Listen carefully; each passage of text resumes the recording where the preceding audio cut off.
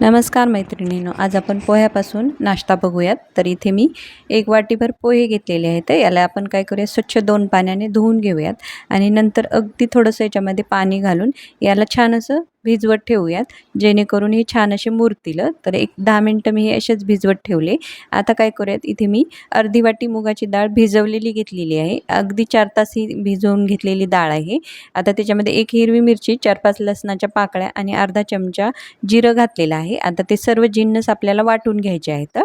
तर पाणी न घालता याला बारीक असं वाटून घेऊयात. आता आपण जे पोहे भिजवलेले आहेत का, ते बघू शकता अगदी छान असे भिजलेले आहेत. आता काय करूयात, त्याला छान असं चुरून घेऊयात आणि नंतर आपण जी डाळ वाटून घेतलेली आहे का, ती पण याच्यामध्ये घालून घेऊयात. तर इथे मी मिक्सरलाही अशी वाटून घेतलेली आहे डाळ. तर इथे मी थोडीशी पालकाची पानं आणि कोथिंबीर घेतलेली आहे.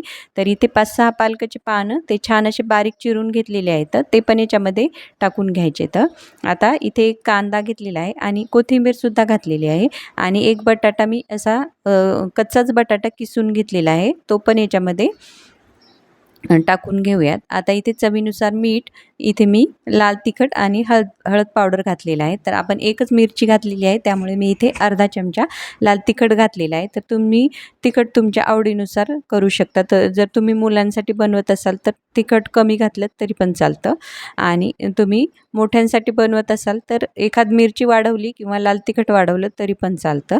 तर आता काय करूयात, याच्यामध्ये मी बेसन पीठ घेतलेलं आहे. आता हे आपल्याला छान असं याच्यामध्ये चुरून घ्यायचं आहे. याचा व्यवस्थित असा गोळा होईपर्यंत आपल्याला याच्यामध्ये पीठ घालून घ्यायचं आहे. तर मी काय केलेलं आहे, इथे आपल्याला अजिबात पाण्याचा वापर करायचा नाही आहे. तर कारण पोह्यामध्ये सुद्धा भरपूर पाणी असतं, आपण भिजवलेले आहेत त्यामुळे पाणी आहे आणि डाळीमध्ये सुद्धा.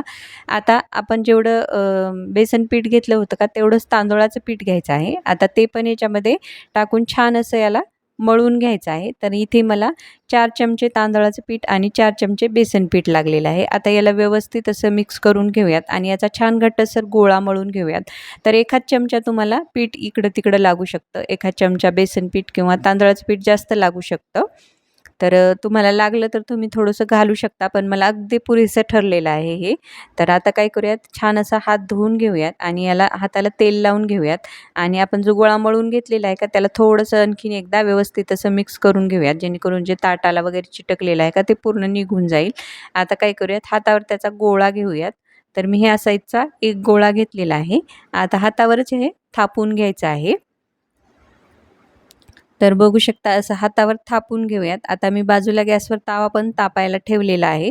जर तुम्हाला असं अवघड जात असेल तर तुम्ही एखादी पन्नी किंवा एखाद्या कपड्यावर तुम्ही हे थापून घेऊ शकता, आपलं पोळपाटावर ठेवून.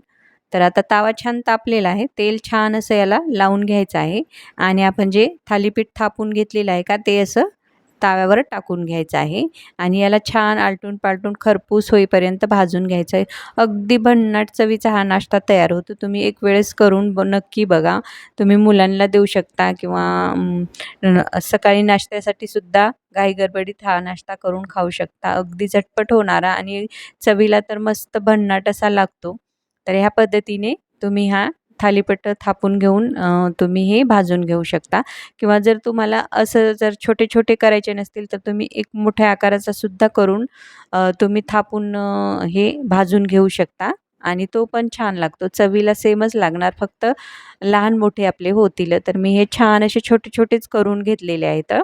कारण दिसायला पण असे मस्त असे वाटतात हे छोटे-छोटे असे केल्यानंतर. अगदी मुलांना सुद्धा आवडतात, कारण अगदी त्याची साईज पण एकदम छोटी-छोटी आहे आणि मस्त असे खरपूस असे भाजून घेतलेले आहेत, बघू शकता. आणि अगदी जाडसर नाही करायचे, अगदी पातळ-पातळ हे करून घ्यायचे आहेत. तर आपण ह्याच पद्धतीने सर्व बनवून घेऊयात. तर बघू शकता दिसायला पण किती मस्त दिसत आहेत आणि चवीला तर मस्त भन्नाट असे झालते. एक वेळेस नक्की करून बघा आणि तुम्हाला ही रेसिपी कशी वाटली कमेंटमध्ये नक्की कळवा. व्हिडिओला लाईक करा, शेअर करा, चॅनलला सबस्क्राईब करा.